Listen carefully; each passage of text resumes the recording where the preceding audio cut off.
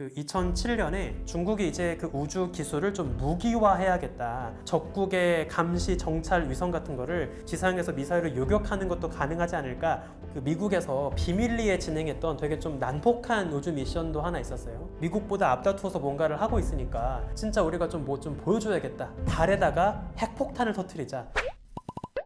안녕하세요. 세종대학교에서 은하 우주론을 연구하고 있는 천문학자 우주먼지 지용배입니다. 인류의 우주 개발 역사를 공부하면 좀 안타까운 마음이 들기도 해요. 우리가 요즘엔 뭐 우주 여행이라고 하면 되게 로맨틱하고 막 인류애가 가득하고 이런 아름다운 풍경을 상상하지만 정작 그 인류가 우주에 다다를 수 있게 해주었던 가장 중요한 원동력은 사실 적개심, 증오 이런 거였거든요. 인류의 우주 개발 역사는 전쟁과 함께 시작했다고 해도 과언이 아닙니다. 1945년에 한창 세계 2차 세계대전이 끝나갈 무렵에 미국과 소련이 되게 중요한 경쟁을 하고 있었어요. 2차 세계대전 당시 그 미사일, 로켓 기술을 가장 처음으로 시도하고 이거를 완성했던 나라는 나치 독일이었습니다. 당시 독일에서 V2 로켓이라는 거를 만들어서 영국이랑 다른 유럽 국가들을 막 초토화시키고 하는 폭격에 되게 많이 활용을 했었거든요. 이 V2 로켓을 통해서 저런 원거리를 타격할 수 있는 무기라면 진짜 이 전쟁의 판도를 뒤집을 수도 있구나 라는 거를 미국과 소련이 이제 뼈저리게 느꼈던 거죠. 근데 이제 세계대전 당시 독일이 패망을 하게 되고 그러면 독일에서 일하고 있던 인력과 그 물자들 다 주인이 없게 이제 다 남게 되는 거잖아요. 그래서 미국과 소련이 누가 먼저 그 독일에 버려지는 로켓 기술을 다 챙겨올 것이냐를 두고 굉장히 치열하게 경쟁을 합니다. 재밌는 결과가 만들어지는데 미국은 인적 자원을 확보를 해요. 그래서 폰 브라운이라고 하는 나치 독일에 부역했던 독일 출신의 로켓 공학자 폰 브라운과 그 주변 동료들을 이제 미국이 끌어오게 되고요. 폰 브라운 스스로가 미국에 이제 자발적으로 망명을 한 거죠. 반면에 소련은 인적 자원을 확보하지는 못했지만 독일이 만들고 남기고 간 V2 로켓들을 이제 갖고 오게 됩니다. 그러면서 미국은 사람들을 굴려서 로켓을 만들고 소련은 독일이 남긴 로켓들을 회수해서 그거를 역설계해가지고 이제 다시 로켓을 만드는 이제 이런 방식으로 각자 다르게 걸어가게 되는 거죠. 사실 우주를 개발한다는 게 막연하게 뭐 달까지 가고 사람을 우주로 보내고 하는 것보다 당시 관점에서는 먼 거리에서 직접 가지 않아도 핵 무기를 로켓 끄트머리에 실어서 타격할 수 있는 굉장히 효과적인 무기로 활용될 수 있다라는 이런 관점이 있었기 때문에 미국과 소련이 앞다투어서 이제 이런 로켓, 우주 개발 기술에 뛰어들었다고 볼 수 있습니다. 사실 여러분도 잘 아시겠지만 이 우주 개발 기술의 초기에 선두를 달렸던 거는 미국이 아니라 소련이었어요. 그래서 최초의 로켓을 발사하고 그리고 최초로 인공위성을 쏘아 올리고 했던 모든 그 시도를 다 이제 소련이 먼저 했던 거죠. 대표적으로 미국 시민들에게 제일 큰 충격을 안겨주었던 게 스푸트니크 쇼크라고 하는 사건이었어요. 1957년 당시 소련이 이제 최초의 인공위성, 좀 조그만한 쇠구슬 같은 귀여운 인공위성인데 이거를 이제 지구 주변 저궤도에다가 올려서 교신을 주고받는 시도를 성공을 하게 됩니다.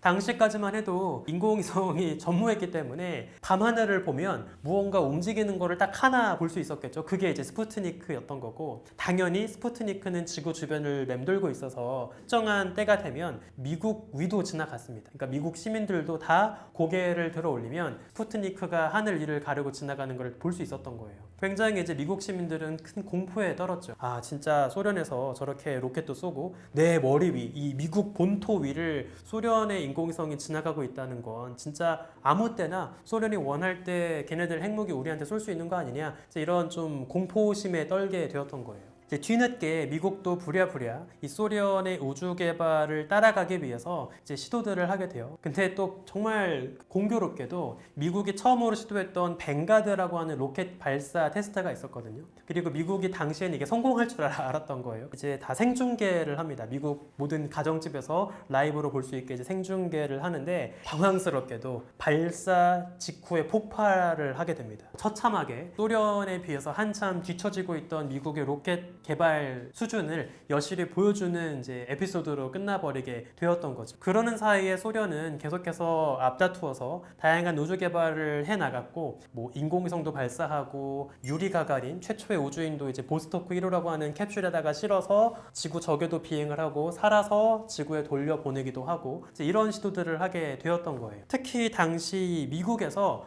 아주 뼈저리게 느꼈던 패배감을 만든 원인 중에 하나가 이 유리 가가린의 유인 우주 비행이었습니다.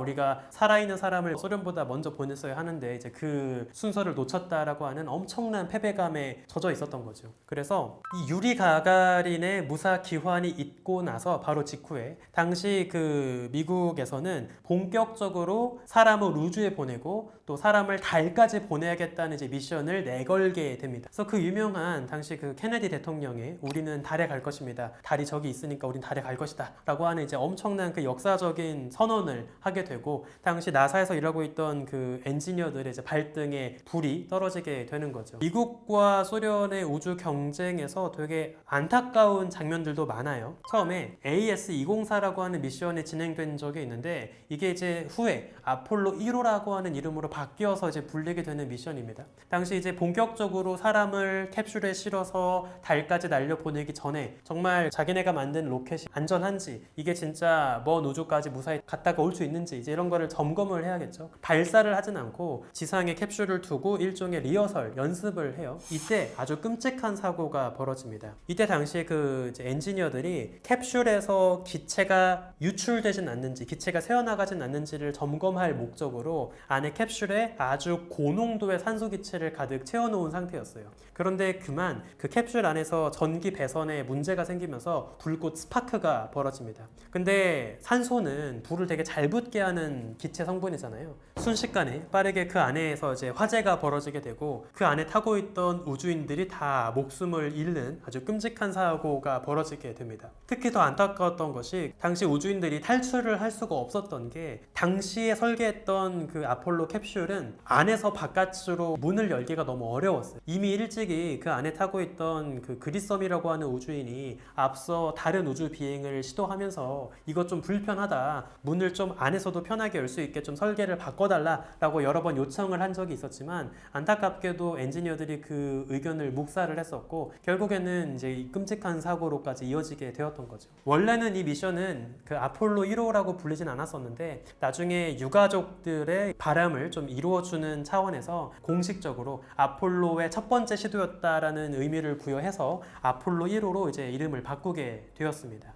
아폴로 미션이 이제 있기 전에 그 미국에서 비밀리에 진행했던 되게 좀 난폭한 우주 미션도 하나 있었어요. A119라고 불리는 이제 우주 미션이 있었는데 이게 뭐냐면 소련이 계속 사람도 우주에 보내고 막 강아지도 우주에 보내고 미국보다 앞다투어서 뭔가를 하고 있으니까 진짜 우리가 좀 뭐 좀 보여줘야겠다. 근데 당장은 사람을 우주로 보낼 수가 없으니 뭘 하면 좋을까를 이제 고민을 하다가 달에다가 핵폭탄을 터뜨리자 이런 생각을 한 적이 있습니다. 달 표면에 태양빛 빛이 비춰지고 있는 밝은 쪽과 태양을 등지고 있는 어두운 쪽, 그러니까 달로 치면 낮과 밤의 경계면이 있죠. 우리가 그 반달을 보면 밝은 쪽과 어두운 쪽, 그 경계면을 우리가 터미네이터라고 하거든요. 그 달 표면의 터미네이터, 낮과 밤의 경계면에 해당하는 그쪽에 핵폭탄을 하나 떨어뜨려 가지고 거기서 뭔가를 빵 터뜨리면 충분히 지구에 살고 있는 모든 인류가 목격할 수 있는 밝은 빛을 달에 만들 수 있지 않을까라고 생각을 한 거예요. 그러면 계속 우리가 밀려 있었는데 다시 한번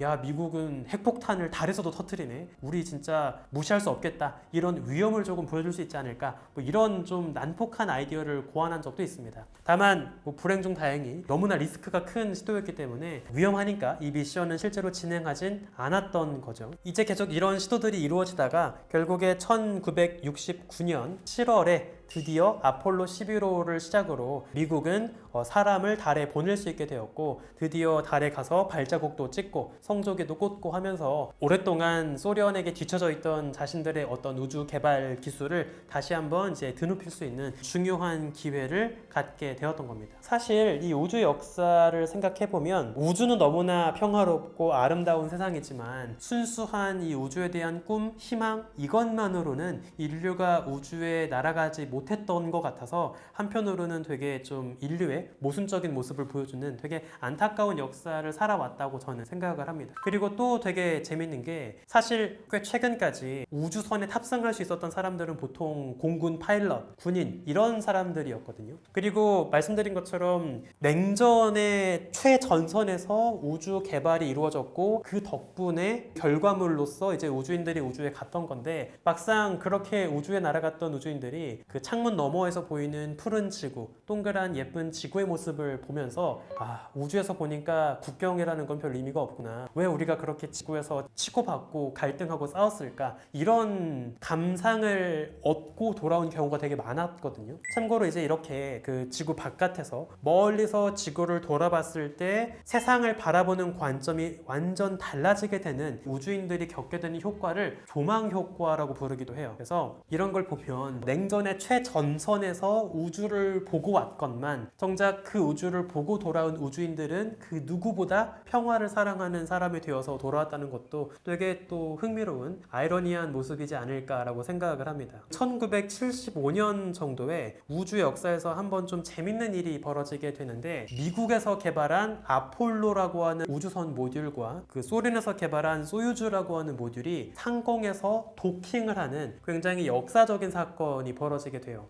이거는 사실상 당시 한창 이제 세계가 평화 무드에 젖어들면서 일명 데탕트라고 하죠. 이제 갈등을 조금 미뤄두고 우리가 더 이상 싸우지 말자라고 하는 어떤 그런 세계 평화의 무드를 우주에서도 보여주었던 되게 아름다운, 짧게 흘러가긴 했지만 아름다운 순간이었다고 생각을 해요. 냉전의 분위기가 우주까지 뻗어나갔지만 잠시 그 갈등을 쉬고 미국과 소련이 함께 연결되어서 미국의 우주인과 소련의 우주인이 악수를 하는 그런 아름다운 장면이 잠시 연출되기도 했던 적이 있습니다. 미국이 살아있는 사람, 그러니까 우주인을 달에 보내고 살려서 돌려보내는데 성공을 먼저 하기는 했지만 사실 생명체로 좀 더 범주를 넓히면 살아있는 생명체를 달에 보냈다가 지구로 돌려보는데 먼저 성공한 건 미국이 아니라 소련입니다. 그 소련에서 어떤 실험을 진행한 적이 있냐면 동물을 우주선에 넣어서 그 우주선이 달까지 갔다가 한 바퀴 달 주변을 삥 돌고 지구로 무사히 돌아오게 하는 미션을 진행한 적이 있거든요. 존드 5라고 하는 미션인데 재밌게도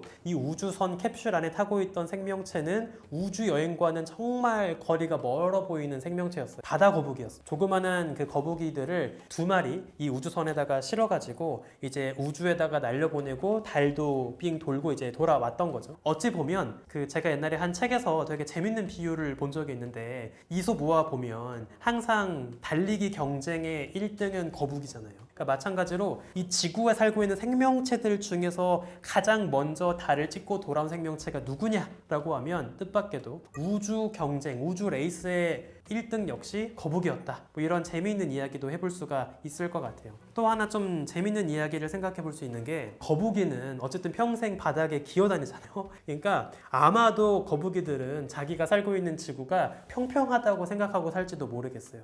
근데 본인의 의도와 상관없이 그냥 사람들의 손에 이끌려서 우주선 타고 달까지 다녀왔던 거북이들 입장에서는 그 바깥에 보이는 지구가 동그랗게 보이는 걸 보면서 무슨 생각을 했을까? 뭐 개인적으로 이런 좀 재밌는 생각을 해볼 수도 있을 것 같습니다. 그리고 이제 한 차례 우주 냉전이 이제 종식이 되고 또 대탕트를 겪고 하면서 소련과 미국은 또 다른 차원의 우주 경쟁을 이어가게 되는데 소련이 먼저 우주 정거장 미르라고 하는 모듈을 이제 띄워놓고 상시 우주인들이 지구 주변 저궤도에 머무르면서 오랫동안 근무하고 우주 임무를 수행할 수 있는 일종의 우주 기지를 짓는 시도를 하게 돼요. 거기에서 또 이제 자극을 받은 미국이 당시 프리덤이라고 하는 우주 정거장 계획을 수립을 하게 됩니다. 다만 당시에는 이제 이게 곧바로 시행되지는 못했었고요. 좀 시간이 지나고 나서 오늘날 우리가 지금 알고 있는 국제 우주 정거장 ISS라고 하는 이제 모듈을 조립을 해서 이제 우주 정거장을 운영을 하고 있는 거죠. 이 우주 정거장은 지금 완성되어 있는 규모를 보면 넓게 펼쳐져 있는 태양광 패널까지를 고려하면 거의 뭐 축구장 면적의 2배 정도 되는 엄청 거대한 그 구조물이 지구 궤도에 떠 있는 겁니다. 당연히 이 정도로 거대한 우주 정거장을 한 번에 띄어 올리지는 못했겠죠. 작은 모듈을 하나하나 올려가지고 우주 공간에서 도킹해서 조립하는 방식으로 이제 건설을 한 거예요. 그리고 이때 우주 우주 정거장 모듈을 실어 나르는 용도로 활용했던 우주선이 비행기 모양을 하고 있는 우주 왕복선 스페이스 셔틀입니다. 사실 스페이스 셔틀을 처음 개발했던 이유는 원래는 이제 미국이 여러 번 재활용할 수 있는 우주선을 만들어서 최대한 그 우주 탐사에 들어가는 비용을 조금 절감해야겠다라고 해서 만든 계획이었거든요. 근데 이게 의외로 오히려 유지 비용이 너무 많이 드는 거예요. 그러니까 돈을 적게 쓰려고 만들었는데 정작 돈을 더 많이 잡아먹고 있으니까 그다지 이제 유용하지 않다는 생각을 하게 된 거죠. 또 이제 나중에 가면은 컬럼비아나 챌린저호 같은 그 끔찍한 우주 왕복선의 재난 사고들이 이제 이어지게 되면서 이게 전혀 안전하지 않은 수단인 것 같다라는 이제 비판적인 시선도 점점 많아지게 되었어요. 그러면서 이제는 우주 왕복선은 완벽하게 은퇴를 했고 더 이상 그 미국의 우주인들이 이걸 타고 우주에 올라가진 않게 되었습니다. 대신 그때까지도 계속 쓰고 있던 유일하게 사람을 우주로 나를 수 있었던 교통수단이 러시아가 운영하는 소유주밖에 없었기 때문에 한동안 미국의 우주인들이 나사가 굉장히 러시아에게 좀 잘 보여야 하는 이제 그런 세월을 보냈던 거죠. 이제 그러다가 요즘에는 조금 자유로워졌어요. 왜냐면 스페이스X가 이제 드래곤 캡슐이라는 거를 운영을 하게 되면서 굳이 미국의 우주인들이 소유주를 타야만 우주 정거장에 갈 수 있는 시대가 아니게 된 거죠. 이제 미국의 우주인들이 자국의 로켓을 타고 우주에 갈 수 있는 시대가 되었기 때문에 조금은 이제 그런 정치적 갈등에서 자유로워졌다고 볼 수 있을 것 같습니다. 이제 더 이상 그 소련, 이제 지금의 러시아죠. 러시아는 미국의 우주 개발과는 별로 경쟁 상대가 되지 못한다고 생각을 해요. 그 여전히 러시아에서는 그 과거 한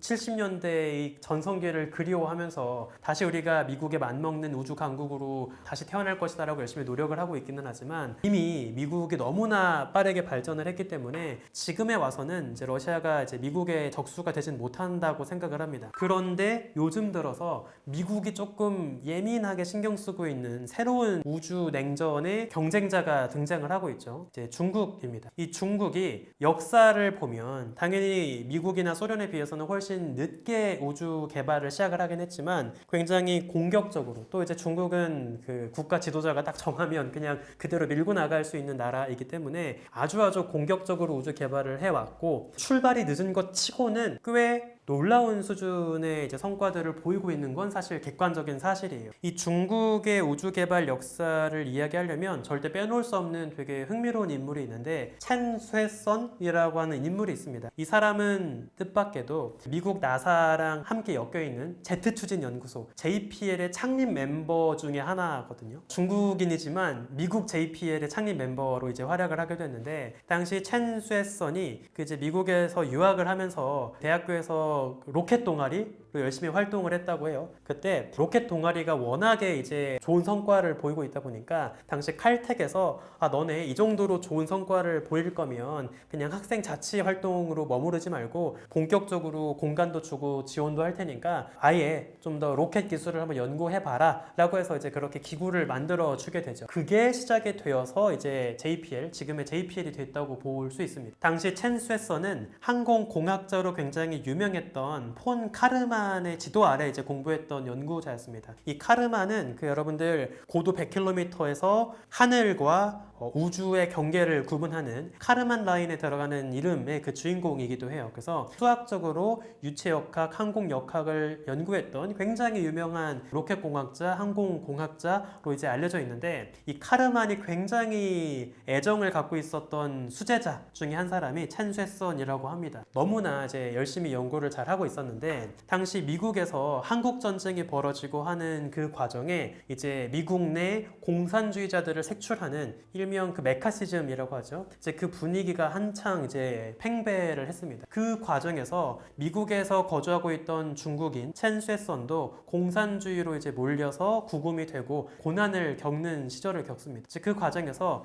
나중에 이제 중국과 미국이 서로 확보하고 있던 포로를 교환을 하자 뭐 이제 이런 협상을 하게 되고 되고 그때 구금되어 있던 첸 쇠선이 중국으로 이제 돌아오게 되는 일을 겪게 되죠. 당시 그 첸 쇠선은 중국에 가서 또 한 번의 중요한 변화를 겪게 되는데 하필이면 공산당이 이제 집권을 하게 되다 보니까 이전의 중국과는 완전 분위기가 달라지게 되잖아요. 그러면서 국가 주도로 이제 중국 국민들의 삶을 어떻게 우리가 개선시킬 것이냐 이제 뭐 이런 이제 운동들을 하게 돼요. 당시 중국의 지도자였던 마오쩌둥의 엄청난 비호를 받으면서 첸 쇠선이 중국에서 미사일을 만들고 로켓을 만들고 이제 이런 연구를 열심히 해 나가게 되는 거죠. 제가 알기로 그 마오쩌둥이 당시에 되게 좀 흥미로운 발언을 했던 걸로 알고 있는데 로켓 기술을 바람에 비유를 해서 언젠가는 우리 동풍이 저쪽 서풍을 압도하는 날이 올 수 있지 않겠냐 뭐 이제 뭐 이런 식의 이야기를 했다고 해요. 그래서 나중에 가서는 그 발언에 영감을 받아서 중국이 발사하는 로켓에 이제 동풍, 뭐 둥펑 이제 이런 식으로 이제 이름을 지어서 로켓을 발사하기도 합니다. 참고로 첸 쇠선은 나중에 가선 좀 비판할 만한 일들을 많이 합니다. 그 마오쩌둥의 정치적인 보살핌에 이제 완전 취해가지고 정치에 타협을 한 인물이기도 하고 나중에 가서는 중국의 흑역사라고 볼 수 있는 대약진 운동에서 되게 이상한 짓들을 많이 해서 정작 국민들의 삶을 더 궁핍하게 만들었던 이제 그런 모습을 좀 보여주었기 때문에 젊었을 때는 칼텍에서 연구했던 미래가 유망한 젊은 중국계 미국인 과학자였을지 모르지만 나중에 가서는 조금 이상한 짓들을 많이 한 역사의 소용돌이에 살고 있던 인물이었다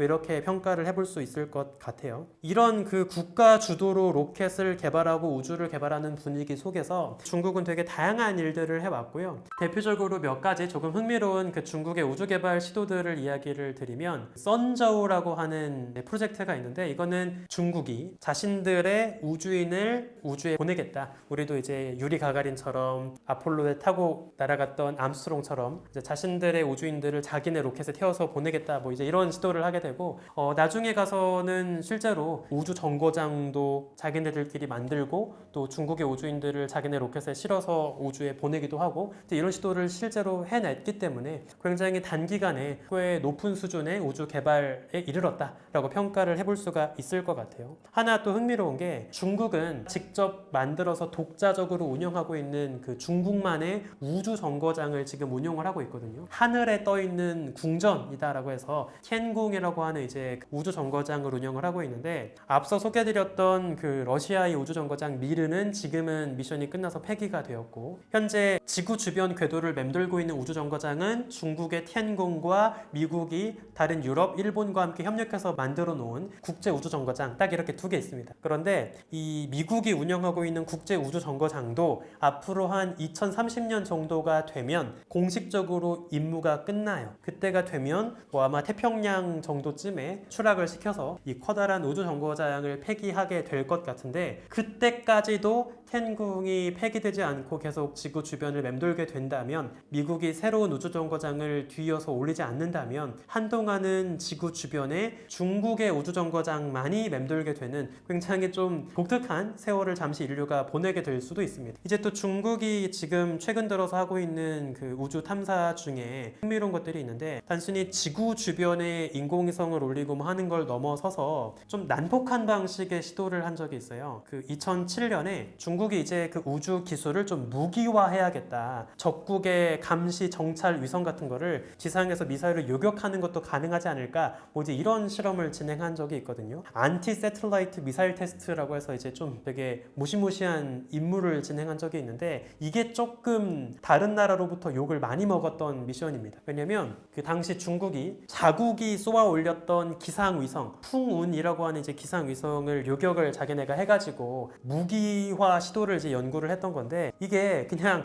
인공위성 격추하고 끝나는 게 아니라 그 격추된 인공위성과 그 주변의 파편이 엄청나게 많이 만들어질 거 아니에요. 그 파편들이 또 그대로 지구에 떨어지는 게 아니라 빠른 속도로 지구 주변 궤도를 맴돌면서 또 작은 쓰레기가 새로운 우주 쓰레기를 만들고 또 만들고 이렇게 계속 끝없이 우주 파편 쓰레기들을 양산해 나가는 이제 역할을 하게 되었던 거죠. 말 그대로 영화 그래비티에 나오는 것처럼 한두 개의 작은 쓰레기가 끝없이 많은 쓰레기를 만들어내는 일명 캐슬러 신드롬의 딱 대표적인 사례가 되었던 겁니다. 그래서 당시 미국과 유럽을 비롯한 여러 우주 선진국들이 중국에서 시도했던 이 실험을 되게 비판했던 적이 있었어요. 마지막으로 최근에 중국에서 진행했던 되게 흥미로운 시도를 잠깐 설명을 드리면 일단 하지만 중국은 달, 심지어 화성에도 착륙선을 보냈는데 성공하긴 했죠. 그래서 달에 이제 날아가고 있는 미션은 중국 신화 속에 등장하는 신의 이름을 따가지고 청어라고 하는 이제 이름의 미션들이 쭉 진행이 되고 있는데, 특히 최근에 이제 이루어졌던 청어 5호, 6호 같은 경우에는 심지어 달의 뒷면에 가기도 했고요. 또 달에 착륙하고 끝나는 게 아니라 거기에서 달 샘플을 일부 긁어서 다시 그거를 그대로 지구에 돌아오는데 성공하기도 했습니다. 달 샘플을 직접 실험실에서 확인하는 이제 이런 후속 연구들이 진행이 된 적도 있었어요. 한 번은 탐사선 안에 면화 씨앗을 넣고 가서 달 위에서 면화 씨앗의 발화를 시도한 적도 있었습니다. 그때 씨앗이 이제 발화하는 것까지 성공을 하긴 했는데, 아무래도 달의 온도가 너무 낮다 보니까 그 밤 사이에 씨앗이 다 얼어붙어서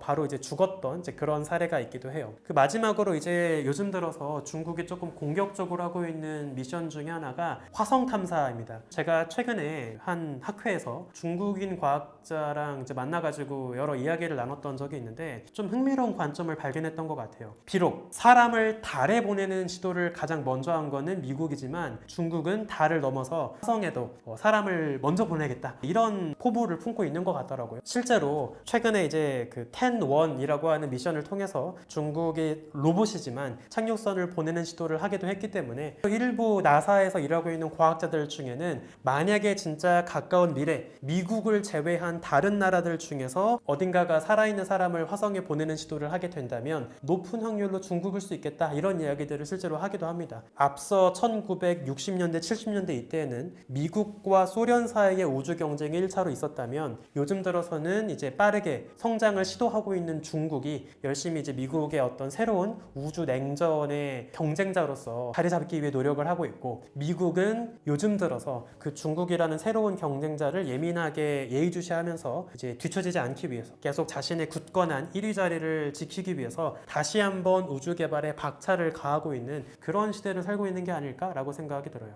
저는 맨 처음 말씀드린 것처럼 이게 여전히 되게 안타까운 모습이라고도 생각이 드는데, 좀 이상주의자 같은 이야기일지는 모르겠지만 오래전 미국과 소련의 냉전을 겪었고 이미 꽤 오랜 시간이 지났지만 여전히 인류는 우주에 가보고 싶다, 우주를 여행해보고 싶다, 이런 순수한 꿈과 희망만으로는 인류의 로켓을 우주에 띄워올릴 수 있는 그 원동력으로는 삼지 못하는 것 같아요. 적대적인 어떤 경쟁자가 등장을 해야만 그게 더 효율적인, 가장 효과적인 원동력이 되어서 추진력이 되어가지고 이제 로켓을 우주에 띄워올릴 수 있는 그런 모습을 여전히 보여주고 있다는 생각이 들어서 언젠가는 이제 그런 관점을 좀 초월할 수 있는 평화적인 방식으로 우주를 즐길 수 있는 시대를 생각할 수 있을까? 뭐 이런 궁금증이 들기도 하는 것 같습니다.